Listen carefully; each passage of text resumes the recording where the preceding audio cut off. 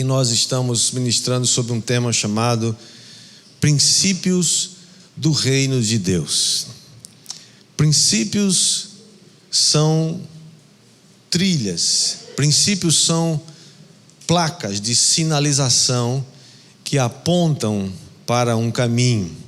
Princípios são necessários se você quer ter uma vida abençoada e você quer ter um destino abençoado. Todos nós precisamos reconhecer as placas de sinalização que apontam para o caminho abençoado e correto. E os princípios do reino de Deus são aqueles princípios imutáveis pelos quais nós precisamos viver, e quando eles são praticados, eles funcionam. Você crê que os princípios funcionam? Eu creio, e eu creio que esses princípios têm ajudado a mim e a você a manter a nossa vida no rumo abençoado para a glória do nome de Jesus. Vamos orar, dar uma palavra de oração. Pai, te damos graças, Senhor, por esse dia precioso, abençoado. Nós te damos graças porque a tua palavra é poderosa, é fiel e verdadeira. Ela é mais penetrante do que a espada de dois gumes. Ela divide a alma e espírito até as juntas e as medulas, e ela é poderosa para discernir os pensamentos e os propósitos do nosso coração. Pedimos que teu Espírito ministre, Senhor, a cada vida aqui nessa noite. Nos dê direção, saúde, alimento espiritual que vem da tua parte, que o Espírito Santo diga, comunique aquilo que ele quer dizer à igreja hoje. Repreende agora todo o espírito contrário, toda resistência espiritual seja removida agora, para que o teu Espírito encontre lugar e caia como a tua palavra caia como um orvalho sobre as nossas vidas. Nós te pedimos assim no nome de Jesus. Todos dizem amém. Bom, irmãos, essa semana, essa quarta semana, nós vamos trabalhar no subtema.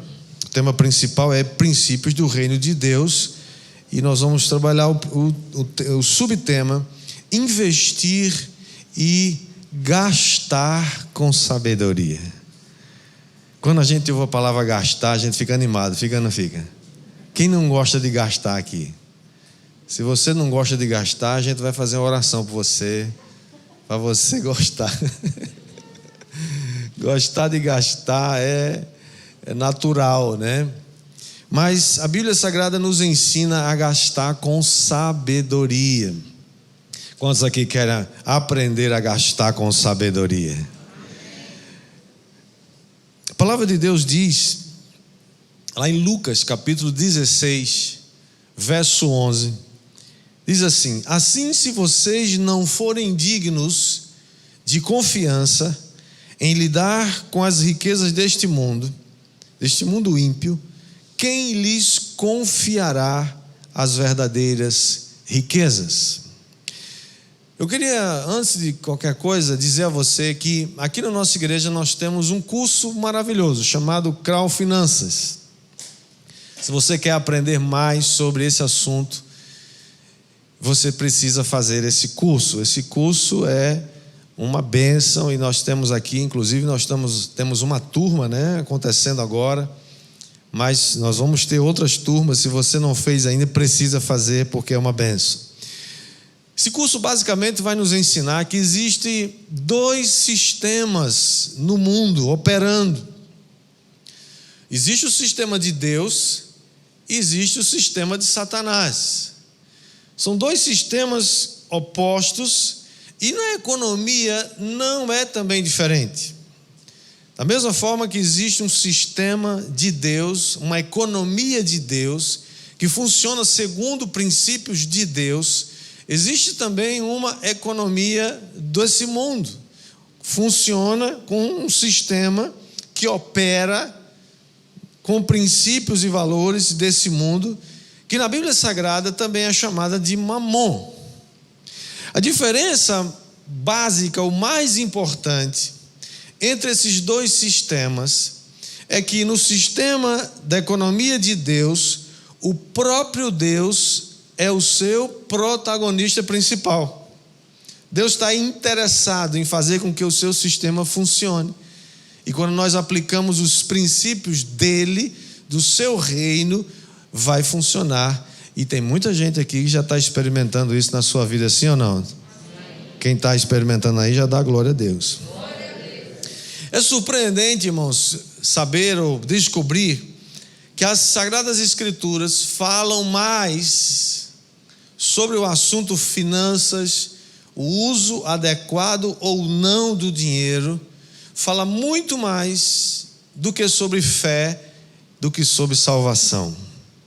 Há mais de 2.300 versículos na Bíblia Sagrada que falam sobre esse tema. O Senhor Jesus falou, inclusive, mais sobre dinheiro, finanças, como usar ou como não usar, do que sobre qualquer outro assunto. Eu imagino que se Jesus falou muito sobre um assunto, é melhor a gente prestar atenção, porque esse assunto deve ser importante, sim ou não? Sim ou não, gente? Sim.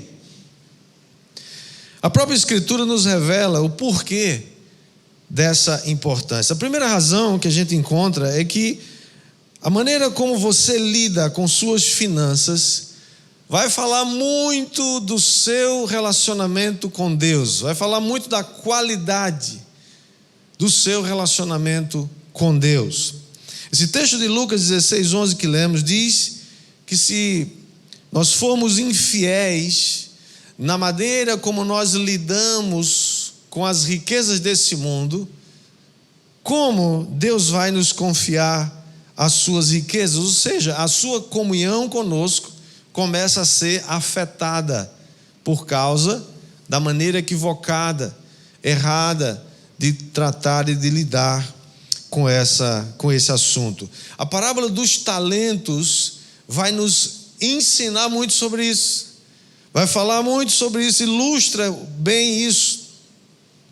Quem administrou fielmente o seu talento foi reconhecido pelo seu Senhor, dizendo: servo bom e fiel.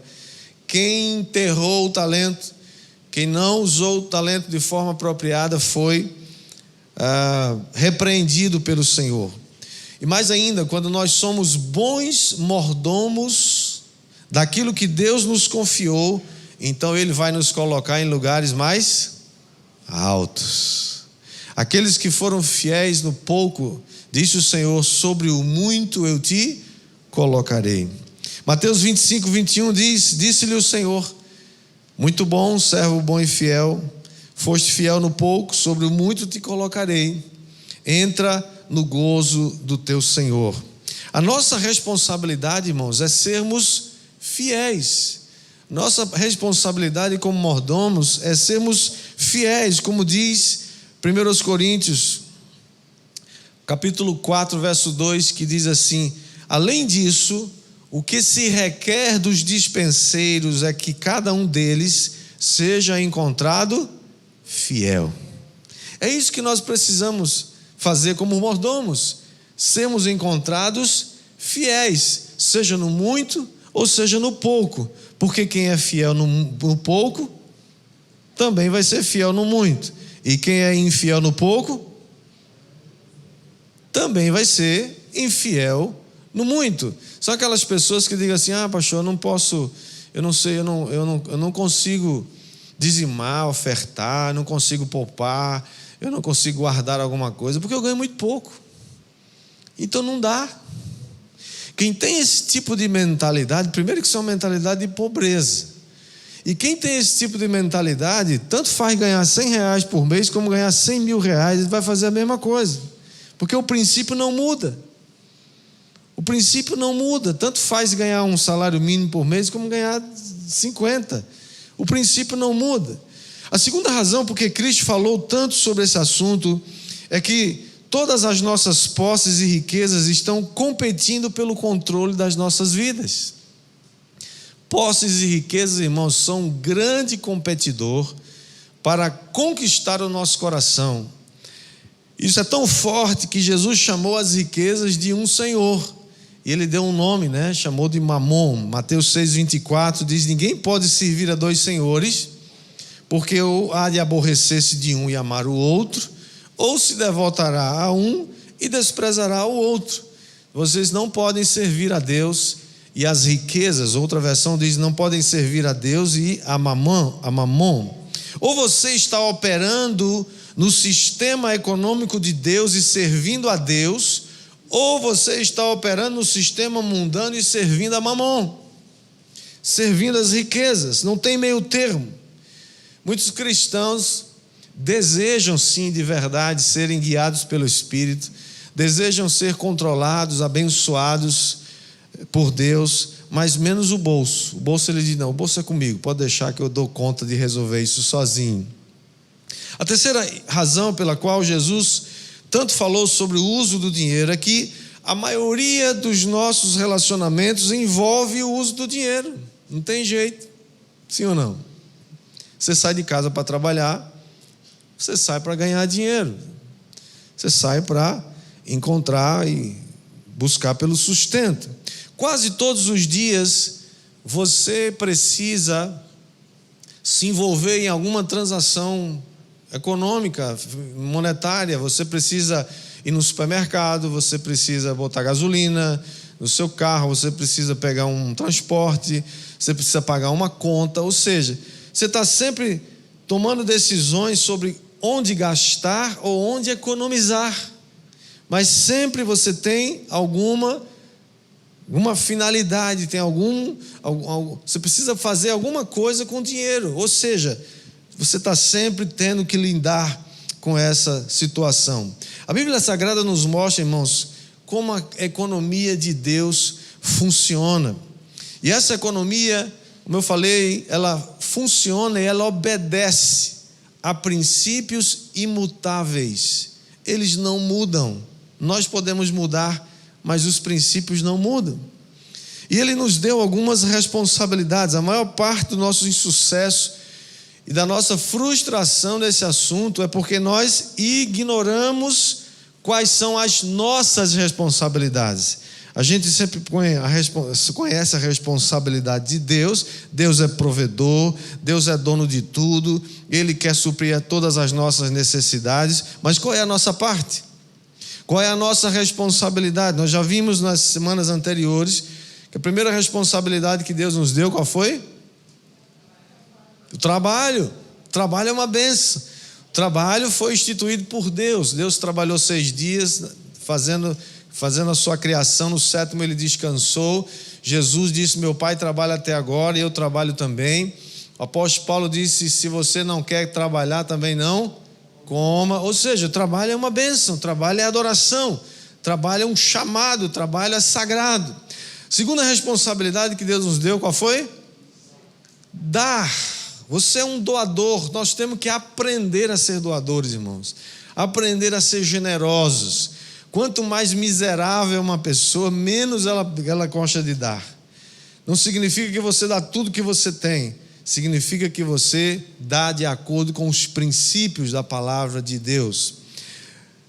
E dar, a gente viu que tem a ver com dizimar, com ofertar, com ser generoso. E a terceira responsabilidade que nos foi dada por Deus, vimos a semana passada, que foi poupar, guardar. Mas poupar, pastor, guardar, isso não é uma demonstração de falta de fé? Não, é uma demonstração de fé no futuro, de que você vai chegar lá e de que você precisa. A Bíblia nos ensinou aqui. Se você não viu essa mensagem, vai lá no nosso canal do YouTube e acessa lá a mensagem, está gravada, parte 3, princípio do reino de Deus, poupar. Você poupa para alvos futuros, você poupa para cuidar melhor dos seus, você poupa para poder investir em algum projeto no futuro, você poupa para ser capaz de controlar o dinheiro e não ser controlado por ele. Hoje nós estamos vendo então a terceira ou quarta responsabilidade, que é investir e gastar. Mas sabe o que acontece, irmãos? Muita gente só consegue chegar nessa última, só conseguem conjugar esse verbo, gastar. Tem alguns que nem trabalhar querem, querem gastar sem trabalhar, né? É aquela turma que vive atrás de emprego, não vive atrás de trabalho. Quem vive atrás de emprego não deveria ter a remuneração, né? Porque emprego é uma coisa, trabalho é outra coisa. As duas coisas podem andar juntas e devem. Portanto, investir e gastar com sabedoria precisa ser aprendido. Todo gasto é um investimento em alguma coisa que você está fazendo. Todos nós somos tentados a gastar por impulso, sim ou não? Quem não já foi num shopping, chegou lá, comprou o que não devia ter comprado, porque chegou lá e viu uma promoção, ou chegou lá e alguém, né? Você entrou só para olhar, e aquele vendedor, aquela vendedora que foi treinado horas, exaustivas horas, para não deixar você sair da loja sem levar uma sacola daquela, né? Chegou com tanta gentileza para você, e você acabou caindo no papo dele ou dela, né? E acabou comprando uma coisa que você não precisava. Os psicólogos sabem disso, os psicólogos do consumo sabem que as pessoas compram por impulso. Sabem, por exemplo, que as crianças são um bom incentivo para o consumo. Eles estudam isso, né? Mas é isso que na maioria das vezes arrebenta seu orçamento. Você compra aquelas coisas que sem precisar. Por exemplo, existe um conselho, né, que quem tem juízo, né, já deve ter ouvido falar: nunca vá às compras com fome. Come primeiro. Come logo, porque a pressão diminui, a pressão arterial abaixa, entendeu? E você fica menos ansioso e não vai cair na conversa, né? Pessoas ainda continuam confundindo diversão com compras. Pessoas se divertem comprando. Que divertimento mais caro. Vai se divertir tomando um sorvete, sei lá. Vai se divertir olhando as lojas, as vitrines. Irmão, não paga nada para ver as vitrines. Então, as mulheres têm assim um treinamento. A gente vai estar montando um curso aqui na igreja. Como passar em 150 vitrines e não ser abocanhado por elas. É um treinamento isso. Tem mulher que diz: nunca vou me matricular num negócio desse. Deus requer de nós, amados, que nós sejamos fiéis, não apenas em 10% da nossa renda. Deus deseja e quer que a gente seja fiel em 100%. Isso inclui aquilo que você gasta. Portanto, o que você gasta, naquilo que você gasta, não diz respeito só a você, porque você é mordomo. A fidelidade é exigida nos outros 90% também. E não podemos usar isso de acordo com a nossa própria vontade ou de acordo com o sistema do mundo. Isso inclui tudo o que você vai investir e tudo aquilo que você vai gastar.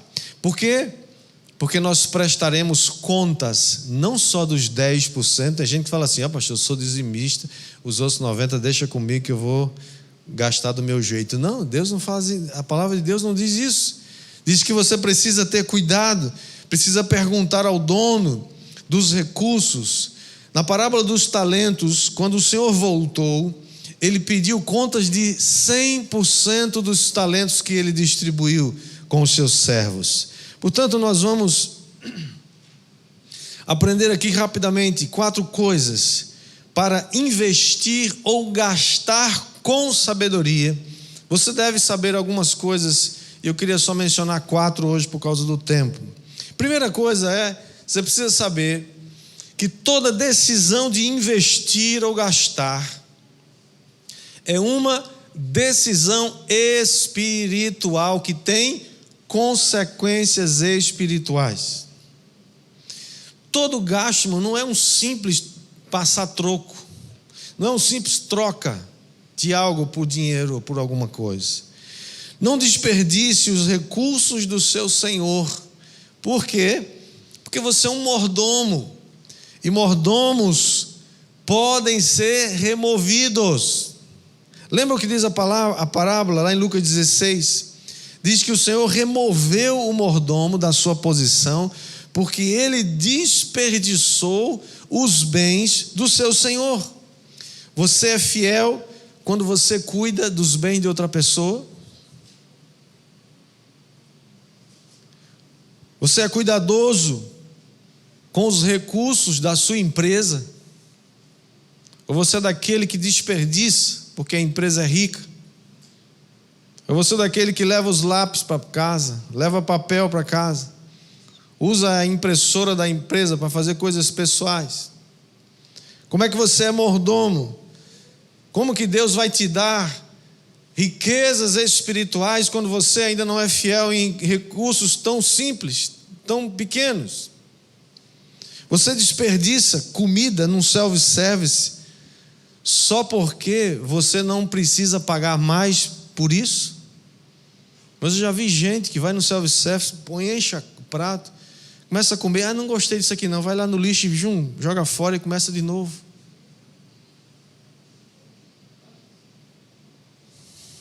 Você é um criminoso, cara. Não, porque já pagou, é um valor só, né? Isso é desperdício. Isso é uma decisão espiritual. Alguém que age dessa maneira, você pode ver a vida dele como é. Quando você usa alguma coisa de alguém, você devolve melhor do que você recebeu? Ou às vezes quebra e você deixa lá escondido para ninguém saber?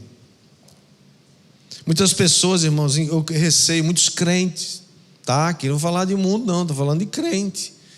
Muitos não estão sendo promovidos e não estão ganhando mais como poderiam. Por quê?